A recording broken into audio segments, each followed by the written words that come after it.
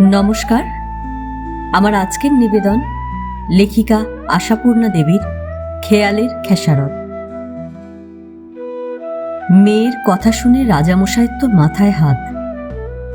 এত বড় বড় রাজ্য থেকে সব বিয়ের সম্বন্ধ আসছে, আর মেয়ে কিনা জেদ ধরে বসে আছে যে আমার 3টি প্রশ্নের ঠিক উত্তর দিতে পারবে তাকেই বিয়ে করব।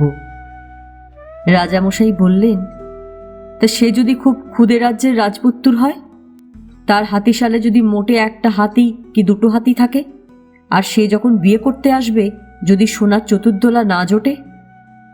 রাজকুমারী বললেন, না জুটুক। রাজামশাই বললেন, আর যদি দেখতে খুব বিচ্ছিরি হয়? হোক। আর যদি খুব রাগী হয়? কি আর করা যাবে, তাই হবে। রাজামশাই রেগে মেগে বললেন, ঠিক আছে, যা ইচ্ছে করো। রানীমা মেয়েকে কত বোঝালেন, দেখো তোমার বাবা কত বিশাল রাজ্যের সুন্দর সুন্দর ছেলেদের নিয়ে আসবেন ঠিক করেছেন। তুমি স্বয়ংবরা হবে, সোনার চতুর্দোলায় শ্বশুরবাড়ি যাবে। এর মাঝখানে তোমার কি জেদ? এ জেদ ছাড়ো তুমি। মেয়ে অটল বললেন, 3টি প্রশ্ন করবই আমি তাদের।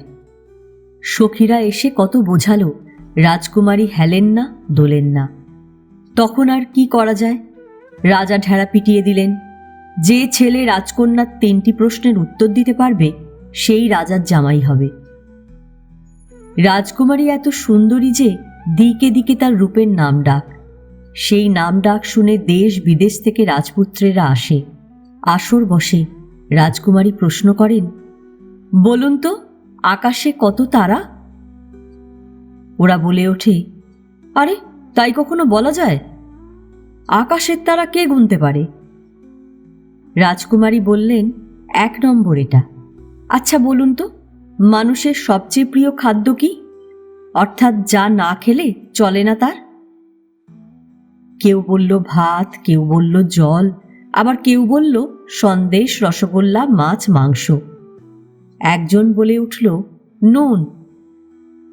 যারা সভায় বসেছিল তারা ভাবল, এই ছেলেটাই বোধহয় জিতবে। কিন্তু হায়, রাজকন্যা বললেন, হলো না। আচ্ছা বলুন তো, মানুষ কার কাছে থাকতে সবচেয়ে ভালোবাসে, মানে কাকে ছাড়া থাকতে পারে না? কেউ বলল মাকে, কেউ বলল বাবাকে, কেউ বলল ভাই বোনকে, কেউ বলল বন্ধুকে, কেউ কেউ বা বলল স্বামী স্ত্রীকে এবং স্ত্রী স্বামীকে। রাজকন্যা বললেন, হলো না, হলো না। একে একে সব প্রার্থী ফর্সা। তখন এক পাশ থেকে এক কদাকার আধবুড়ো বামন রাজপুত্র বলে উঠল, যদিও আমি রাজপুত্র, কিন্তু আমার এই চেহারার জন্যে আমার এখনো বিয়ে হয়নি। আমি যদি প্রশ্নের উত্তর ঠিক ঠিক দিতে পারি, বিয়ে দেবেন তো? রাজামশাই সেই বামনের দিক থেকে মুখ ফিরিয়ে বললেন, তা প্রতিজ্ঞা যখন করেছি দিতেই হবে। আচ্ছা, আর একটা কথা বলি, রাজকন্যা তার 3টি প্রশ্নের সঠিক উত্তর চুপি চুপি একটি কাগজে লিখে আপনার হাতে দিয়ে রাখুন। আমি উত্তর দেওয়ার সঙ্গে সঙ্গে আপনি মিলিয়ে দেখবেন, নচেত রাজকুমারী পরে উল্টোপাল্টা কথা বলতে পারেন। রাজকন্যা বললেন, কি, আমি মিথ্যে কথা বলবো? সেই আধবুড়ো বামন রাজপুত্র হেসে বলল, তা আমার মতো চেহারার বর হবার ভয়ে মিথ্যে কথা বলা তো কিছুই না, লোকে জলে ঝাঁপ দিতেও পারে। এখন আর একটি আর্জি, উত্তর দেবার জন্যে আমায় 1 ঘন্টা সময় দিতে হবে। সভার সকলে বলে উঠল, ঠিক আছে, ঠিক আছে। আচ্ছা, এবার বলুন আপনার প্রশ্ন। রাজকন্যা বললেন, আকাশে কত তারা? সঙ্গে সঙ্গে জবাব এলো, রাজকুমারীর মাথায় যত চুল। রাজকুমারী বললেন, প্রমাণ? বামন বলল, গুনে দেখিয়ে দেব। আকাশের তারার সংখ্যা আমার কাছে লেখা আছে, এখন আপনার চুলগুলি গুনতে হবে। একটা নাপিত ডাকা হোক, সে আপনার চুলগুলি মুড়িয়ে কেটে আমার হাতে দিক, আমি 1 ঘন্টার মধ্যে গুনে দেব। চুলগুলো মুড়িয়ে কেটে ফেলতে হবে? রাজকন্যা তেলে বেগুনে জ্বলে উঠলেন, তার মানে ইয়ার্কি পেয়েছেন নাকি? বাহ, আপনি যে প্রমাণ চাইলেন, এই দেখুন আকাশের তারার সংখ্যা আমার হাতে। বলেই বামন রাজপুত্র একটা গোটানো কাগজ খুলতে বসল। তাতে সংখ্যা আর শূন্য, সংখ্যা আর শূন্য।